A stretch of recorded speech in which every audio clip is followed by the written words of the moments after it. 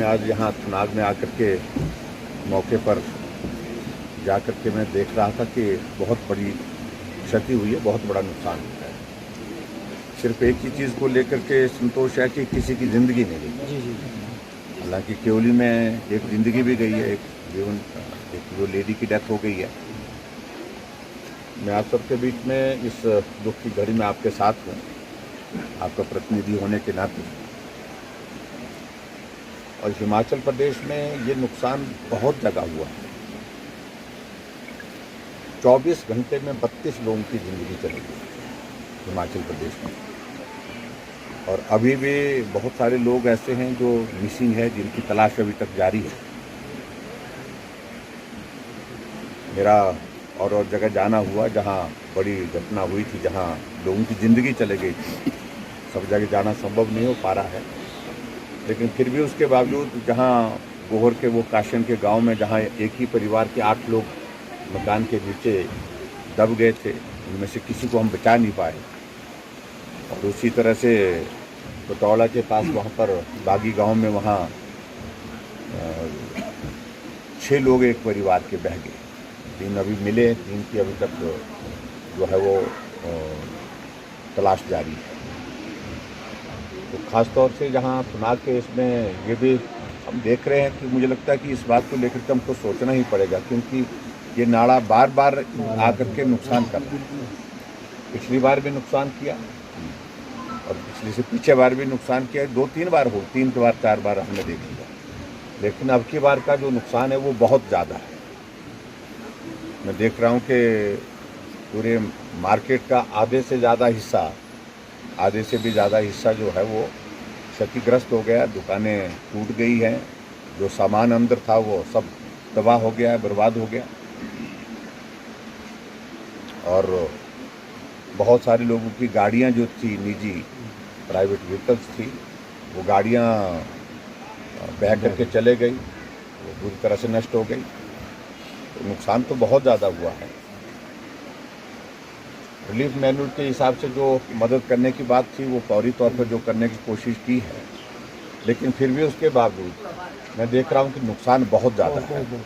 और इस बहुत बड़े नुकसान की भरपाई करना पूरा तरह से कठिन होता है, लेकिन फिर भी जितना मैक्सिमम हो सकता है, जितना भी हो सकता है। मैंने अपने ऑफिस से यहाँ पर डिप्टी सेक्रेटरी को भेजा था, उन्हें सारे वो जिन लोगों का नुकसान हुआ उसकी सारी रिपोर्ट कर दी है।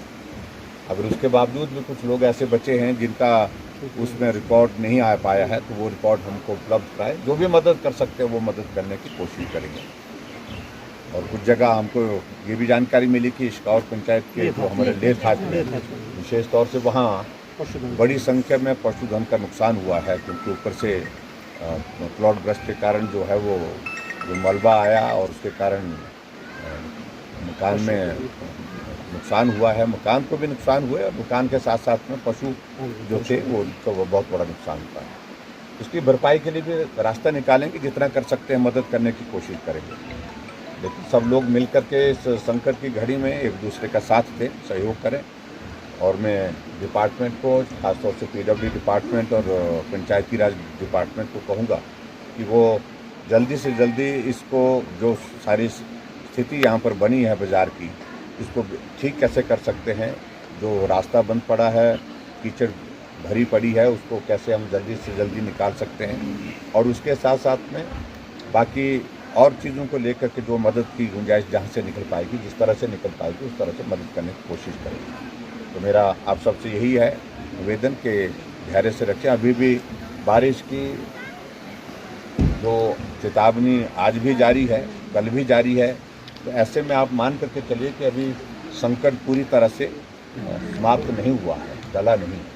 इसलिए बहुत सावधानी के साथ आप लोग यहाँ पर रहें।